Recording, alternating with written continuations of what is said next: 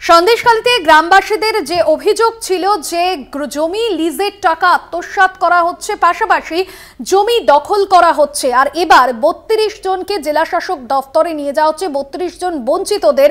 কারণ গতকালই তৃণমূলের প্রতিনিধি দল তারা যখন যান সন্দেশখালীতে, গ্রামবাসীদের সঙ্গে কথা বলেন তারা, এবং তারপরেই তারা গ্রামবাসীদের আশ্বাস দেন যে বঞ্চিতদের টাকা ফেরত যেরকম দেওয়া হবে, পাশাপাশি জমিও ফেরত দেওয়া হবে, যাদের যা প্রাপ্য তা তৃণমূলের তরফে ফেরত দেওয়া হবে, এমনটাই আশ্বাস দেওয়া হয়েছিল তৃণমূলের প্রতিনিধি দলের তরফে। আমরা দেখেছিলাম পার্থ ভৌমিক, সুজিত বসু, বীরবাহা হাঁসদা তারা গতকালই সন্দেশখালীতে যান।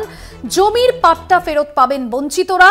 আর এই আশ্বাসের পর আজ থেকেই কিন্তু তৎপরতা শুরু হয়ে গিয়েছে। ৩২ জনকে জেলা শাসক দফতরে নিয়ে যাওয়া হচ্ছে, আর তাদেরকে সেখানেই কিন্তু সমস্ত রকম জমি ফেরতের যে প্রক্রিয়া বা যারা যারা টাকা পাবেন সেই সবটাই কিন্তু দেয়া হবে। রবিবারই টাকা ও জমি ফেরতের প্রতিশ্রুতি দিয়েছিল তৃণমূলের প্রতিনিধি দল। সন্দেশখালীতে জমি দখলের অভিযোগ ইতিমধ্যেই ৩২ জনকে জেলা শাসক দফতরে নিয়ে যাওয়া হচ্ছে।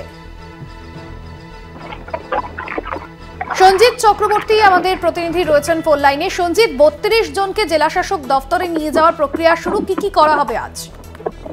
দেখো, এই ৩২ জন হচ্ছে সন্দেশখালী ২ নম্বর ব্লকে পাড়া, কান্ডারপাড়া, দাসপাড়া, একাধিক জায়গায় যে ৩২ তাদের জমি থাকলে তাদের উপযুক্ত জমি ছিল না, তার পাট্টা ছিল না।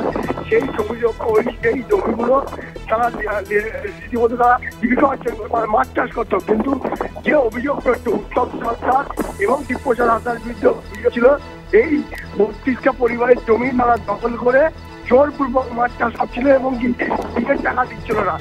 তাই নিয়ে আন্দোলন, প্রতিবাদ, বিক্ষোভ একাধিক দেখেছে সন্দেশখালীর মানুষ। ইতিমধ্যে এই ৩২ জনকে চিহ্নিত করা হয়েছে, তবে তাদেরকে আজকে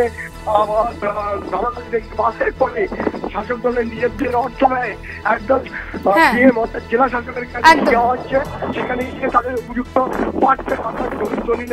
বেশ ধন্যবাদ জানাবো। সঞ্জিত চক্রবর্তী আমাদের প্রতিনিধি ছিলেন ফোন লাইনে। সন্দেশখালীতে জমি দখলের অভিযোগ, আর এই অভিযোগের পরে তৃণমূল কংগ্রেস গতকাল তারা সন্দেশখালীতে যান এবং গ্রামবাসীদের আশ্বস্ত করেন যারা বঞ্চিত রয়েছে তাদের টাকা ও জমি ফেরত দেওয়া হবে।